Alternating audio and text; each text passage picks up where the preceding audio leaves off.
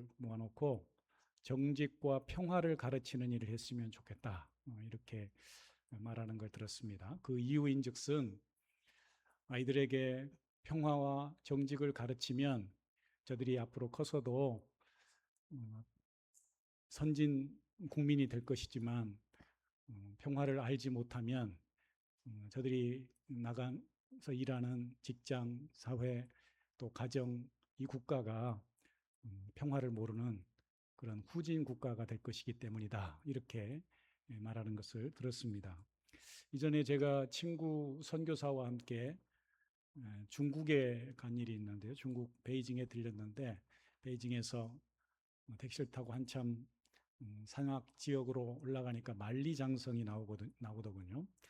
그 만리장성의 한 부분을 이렇게 돌아볼 수 있는 관광지로 조성해 놓은 부분을 직접 올라가 보면서 느낀 것이 참 대단하다. 이 성벽을 쌓아 올리기 위해서 수고한 이 백성들의 애씀과 또 이 거리가 길이가 무려 만리니까 4,000km 이상을 이렇게 긴 장벽을 쌓았다는 것이 참 대단한 일이구나라는 생각과 함께 또 하나는 평화하지 못하면, 평화롭지 못하면 이렇게 큰 대가를 치러야 되는구나. 어찌 보면 벽돌을 굽고 그 견고하게 그 3, 4m의 폭이 3, 4m 되는 그 성벽을 쌓아 올리기 위해서 찹쌀 풀을 써서 쌓아 올렸다고 하던가요? 하여간 그렇게 성벽을 쌓아 올렸는데 그 평화롭지 못하니까 그 위쪽에서 쳐들어오는 다른 민족을 막기 위해서 그 큰 희생의 대가를 치러야 한다라는 생각에 평화라는 것은 참으로 소중한 것이구나라는 생각을 했던 적이 있습니다. 오늘 우리가 읽은 창세기 33장 말씀은 형 에서와 야곱의 국적인 상봉의 사건, 또 화해 사건으로 보이지만 그 이면에는 하나님의 놀라운 그런 인도하심, 또 은혜를 통한 기적과 같은 그런 화해 사건이라고 할 수가 있습니다. 하나님께서 야곱이 형 에서를 만나기 전에 바로 우리가 읽은 본문의 32장에 보면 하나님께서 야곱을 변화시킨 사건이 나옵니다. 그의 내면을 변화시키고 또 형 에서의 마음을 움직이셔서 그 둘이 극적으로 화평 가운데 만나게 되는 것이죠.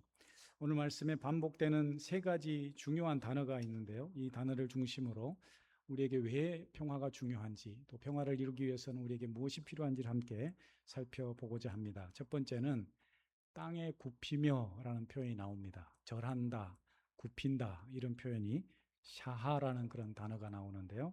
3절 말씀에 보면 자기는 그들보다 앞서 나아가며 몸을 7번 땅에 굽혀 이렇게 야곱의 행동을 설명해 주고 있습니다. 야곱이 형 에서를 만나서 지금 그의 형님 앞에 나아가서 몸을 7번 굽혀 절했다라는 것인데요. 이 굽히다라는 말은 몸을 숙이다, 엎드리다, 경배하다, 예배하다 이런 뜻이 있습니다. 이 단어는 하나님을 경배할 때, 예배할 때도 사용되지만 또 그 당시에 왕이나 상전, 최고로 존경하는 이들 앞에서 취하는 행동 방식이라고 할 수가 있는 것이죠. 즉 야곱이 형님 에서를 향해서 7번 몸을 굽혀 절했다고 하는 것은 자신의 권리를 다 내려놓고 상대방을 극진히 존경하는 마음을 가지고 자신을 완전히 낮추는 행동이었음을 우리가 알 수가 있는 것이죠. 20년 전 야곱은 형 에서의 장자권을, 축복권을 사서 형의 미움을 받고 멀리 외삼촌 집으로 도망을 치게 됩니다. 그런 그가 20년 만에 다시금 돌아와서 고향으로 돌아오는 길에 야복강에서 하나님을 만나고 그 하나님의 사자와 씨름한 후에 이제는 이기는 사람, 속이는 사람이 아니라 자신을 맞추는 사람으로 변화되었다라는 것입니다. 여러분, 평화라는 것은 상대를 굴복시키고 또 상대를 제압한다고 이루어지는 것이 아닙니다. 진정한 화해는 먼저 내가 낮아지고 내 자존심을 낮추고 먼저 굽혀질 때 시작된다라는 것이죠. 진정한 평화를 원한다면 우리도 먼저 하나님 앞에 겸손한 이 믿음을 배워야 할 것입니다.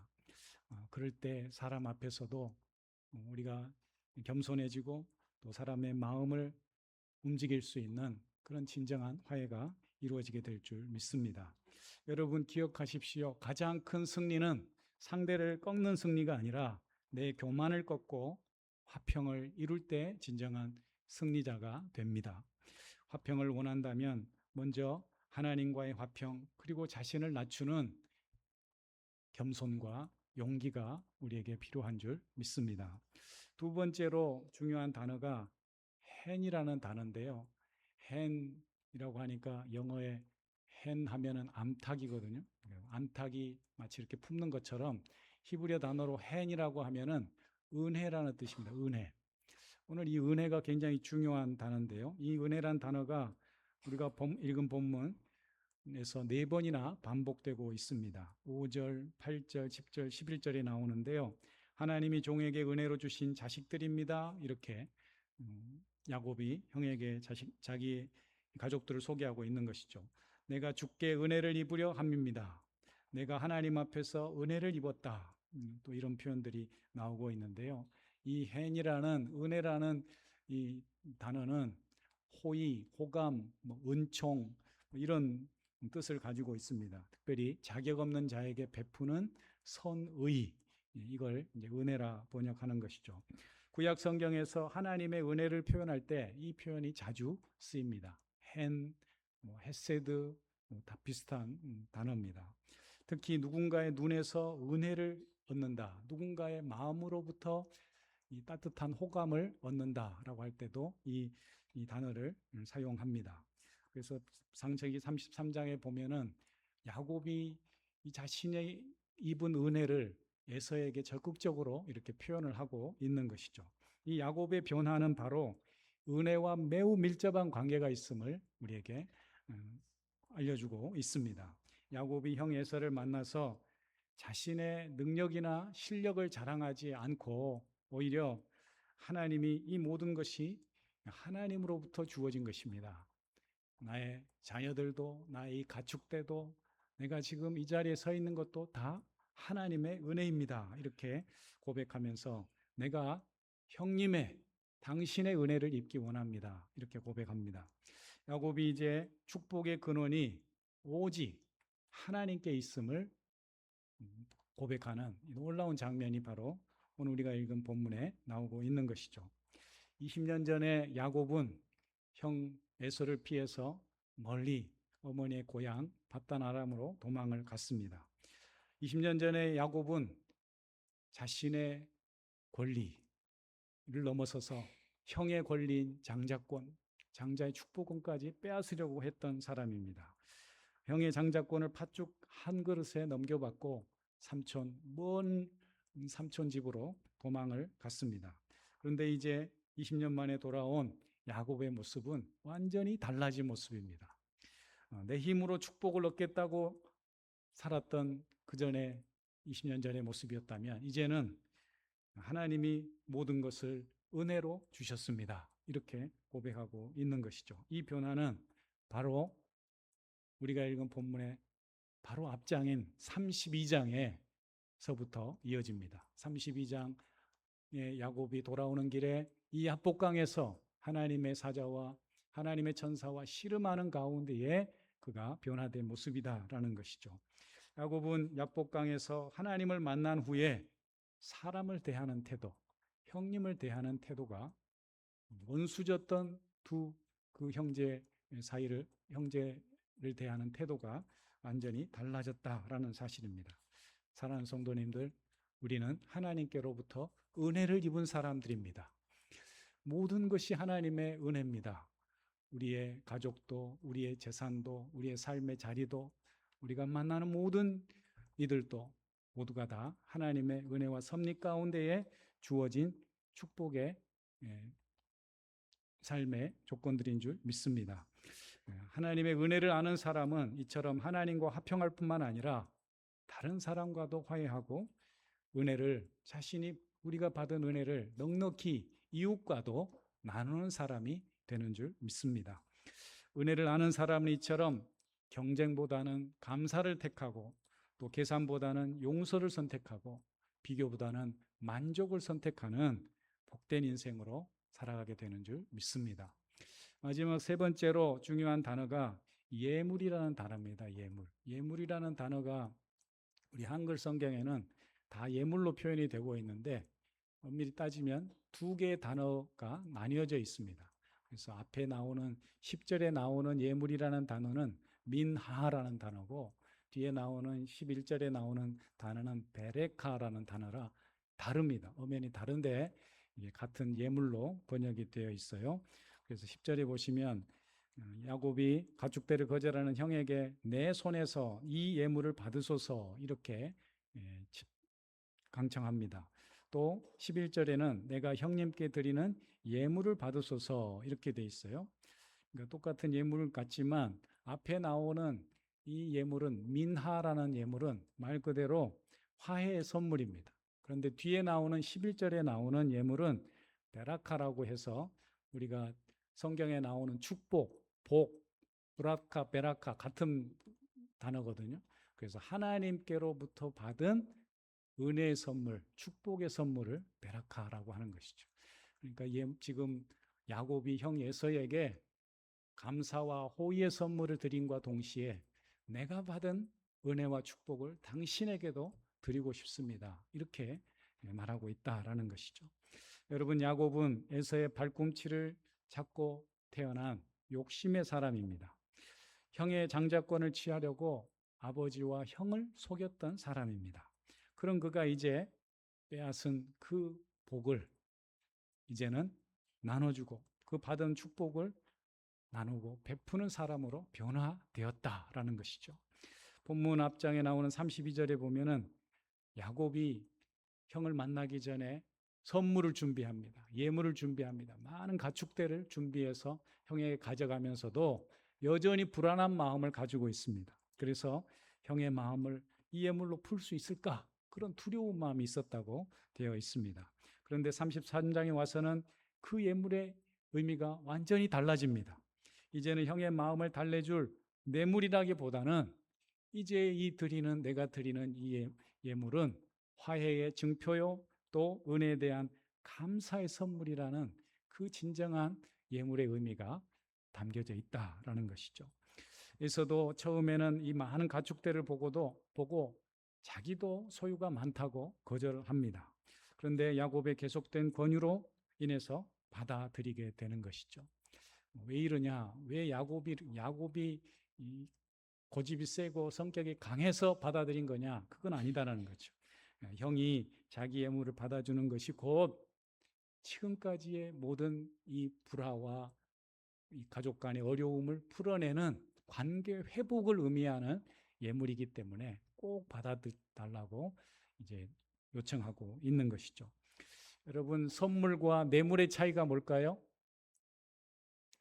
선물은 상대방이 선선히 받는 게 선물이고 뇌물은 뇌를 좀 써야 되는 게 뇌물인가요? 상대방을 조절하는 것이 뇌물이라면 선물은 사랑과 감사를 표현하기 위한 그런 진정한 마음을 담은 것이 담겨진 것이 선물이라고 할 것입니다. 야곱은 하나님이 주신 평안 가지고 진정한 이 화해를 위한 선물을 축복의 선물을 드리고 전하고 있는 것이죠. 사랑하는 성도님들, 진정한 화해의 삶을 살기 위해서 우리는 받은 은혜를 감사와 사랑으로 전하고 나누는 사람들이 되어야 할 줄 믿습니다. 그것을 잘 표현하는 지혜로운 성도가 진정한 화해를 이루는 삶을 살게 될 것입니다. 사랑은 이처럼 또 화해는 이처럼 마음으로만 되어지는 것이 아니고 구체적인 헌신과 행동이 필요하다라는 것이죠. 오늘 우리 삶 속에 이런 예물이 필요한 곳이 어디 있을까요? 이 야곱이 형과의 화해를 위해서 정성껏 준비한 이 민하와 베라카라는 이 축복의 선물이 필요한 것이 어디 있는지를 우리는 화해를 경험한 사람들로서, 하나님과의 화해를 이미 맛본 사람들로서 찾아봐야 한다라는 것이죠. 우리 삶의 주변에 아직도 불편하고 나와 불화가 있는 곳이라면 우리는 먼저 하나님 앞에 화평의 은혜를 구하고 그들에게 먼저 찾아가서 진심 어린 사과와 또 그들과의 따뜻한 밥 한 끼 나눌 수 있는 그런 식사와 또 화해를 위한 작은 선물들이 필요하지 않을까요? 화해와 화평의 관계 회복은 은혜를 입은 사람들의 사명이자 축복입니다. 우리가 하나님으로부터 놀라운 이 화해를 경험했기 때문에 화해하지 않으면, 화평이 없는 곳에 우리가 서면 불편해야 당연한 겁니다. 여전히 불화하고 여전히 화해하지 못함에 있음에도 불구하고 우리가 괜찮다라고 하는 것은 하나님의 그 놀라운 복음의 은총을 화해를 경험한 사람과는 이게 격에 맞지 않다라는 것이죠. 여러분, 화해와 화평을 경험한 성도들로서 우리의 삶이 구체적인 그런 베라카의 선물로, 섬김의 행동으로 나타날 수 있기를 축복합니다. 오늘 본문을 보면 화해의 삶이 얼마나 귀한지를 다시 한번 생각해 보게 됩니다. 그래서 오늘 주신 이 세 가지 단어, 겸손한 샤하와 또 하나님의 은혜를 입은 헨과 또 그리고 베라카의 이 선물을 받은 주고자 나누고자 하는 그 믿음으로 나아가면 하나님께서 우리를 통하여서 놀라운 화해의 역사를 이루게 될 줄 믿습니다. 오늘은 사실 6.25 전쟁 72도를 맞이하는 이번 주가 72도를 기념하는 주간인데요. 오늘은 그 기념 주일이자 민족 화해를 염원하는 그런 주일이기도 합니다. 전쟁을 기념한다는 것은 더 나은 미래를 위해서 기억하고 해결해야 할 일이 있다라는 의미입니다. 우리나라 국방 백서에 따르면 대한민국의 군사적 적대 대상은 북한 정권과 북한군이라고 되어 있습니다. 물론 이제 정권에 따라서 이게 정부가 바뀔 때마다 조금 그 명시되는 게 바뀌긴 하지만 어쨌든 우리가 북한군을 상대로 큰 전쟁을 치렀고 여전히 군사적 대치 상태와 정전 상태에 있다고 할 때에 주적이 맞습니다. 그런데요, 이게 그냥 북한이 우리의 주적이다라고 정의한다고 끝날 일이 아닙니다. 왜냐하면 우리는 특수한 상황 가운데 있는 거예요. 간단한 문제가 아닙니다. 주적은 그냥 싸워 이기면 돼요. 그런데 우리가 북한과 싸워서 이기면 이겨도 이긴 게 아니에요. 북한과 미국이 싸워서 이기면 주적 관계로서 승리가 될 수가 있겠죠. 그러나 우리는 그럴 수가 없어요. 그러지 않겠습니까? 미국이 북한과 화해를 잘한다고 한쪽이 이겨서 제압하거나 화해를 한다고 그들이 형제가 되진 않습니다. 그렇죠? 하지만 우리가 북한과 싸워서 이기면 이겨도 이긴 것이 아닙니다. 그러니까 주적이면서도 주적이라고만 할 수 없는 그런 특수한 관계에 있다는 것이죠. 여러분, 우리가 뿌리가 같은 형제 민족이기 때문에 그렇습니다. 그러니까 우리는 이 한반도에 살면서 하나님이 주신 이 화해의 사명을 기억해야 돼요. 잊어서는 안 됩니다. 아빠와 아들이 싸워서 아빠가 이겼다고 좋아할 그 아빠가 있겠습니까? 형과 동생이 있는데 형이 싸워서 이겼다고 좋아할 형이 있다면 좀 모자란 형이겠죠. 비슷한 이야기인 것입니다. 우리가 군사적으로 정치적으로 대치하고 있지만 평화를 이루어야 할 중요한 사명이 우리에게 주어져 있음을 잊지 않아야 할 것입니다. 우리는 6.25 전쟁 이후에 분단이라는 이 현실 속에서 얼마나 많은 평화를 위한 대가를 치르고 있습니까? 따라서 우리는 기도해야 됩니다. 우리의 마음 가운데의 믿음의 소원 중에 품어야 될 소원은 하나는 앞서 얘기한 야곱과 에서처럼 형제와 가족 간의 화해를 위한 믿음의 소원도 가져야 되지만 동시에 우리는 이민족을 품고 민족의 화해를 위한 소원을 품고 기도해야 될 줄 믿습니다. 그러니까 우리는 하나님 앞에서 기도해야 되는 것이죠. 우리가 이 한국 사람으로서 품어야 될 중요한 또 비전 중에 하나가 있다면 이 나라의 통일을 위해서 비전을 품고 기도하는 것이죠. 나에게는 꿈이 있습니다. 나에게는 소원이 있습니다. 믿는 성도로서 모든 이들과 우리의 사랑하는 가족들과 이웃들과의 화해를 위한 하나됨을 위한 그런 소원이 있습니다. 이렇게 말해야 되지만 동시에 나에게는 꿈이 있습니다. 우리 한반도의 평화를 위한 형제 민족의 하나됨을 위한 꿈이 있습니다. 하나님께서 그 꿈을 이루어 주실 것입니다. 우리가 고백해야 될 중요한 믿음의 고백인 줄 믿습니다. 에스겔서 37장 말씀에 보면 이런 말씀이 있어요. 여호와의 말씀이 내게 임하여 이르시되 인자야 너는 막대기 하나를 가져다가 그 위에 유다와 그 짝 이스라엘 자손이라 쓰고 또 다른 막대기 하나를 가지고 그 위에 에브라임 막대기 곧 요셉과 그 짝 이스라엘 온 족속이라 쓰고 그 막대기를 서로 연합하여 합하여 하나가 되게 하라. 내 손에서 둘이 하나가 되게 되리라. 에스겔 선지자도 남유다와 북이스라엘의 하나됨을 위해서 이렇게 말씀을 선포하고 하나님의 뜻이 이루어지기를 소원하고 있다라는 것이죠. 사랑하는 성도님들, 우리는 그리스도 안에서 하나된 꿈을 꾸어야 됩니다. 평안에 매는 줄로 하나되는 이 믿음의 꿈. 오늘 야곱과 에서가 가르쳐준 이 세 가지 중요한 가르침, 굽히며 절하며 은혜의 믿음, 은혜를 기억하는 믿음, 또 예물을 선물을 드리는 이 믿음으로 하나됨을 위해서 이 민족의 하나됨과 우리의 삶의 자리에 하나됨 화평과 하나됨을 위해서 기도하며 애쓰며 나아가는 우리 모두가 될 수 있기를 축복합니다. 마지막으로 제가 야곱과 에서의 이 아름다운 화해 장면을 기억하면서 시를 AI의 도움을 받아서 써봤습니다. 한번 들어보시죠.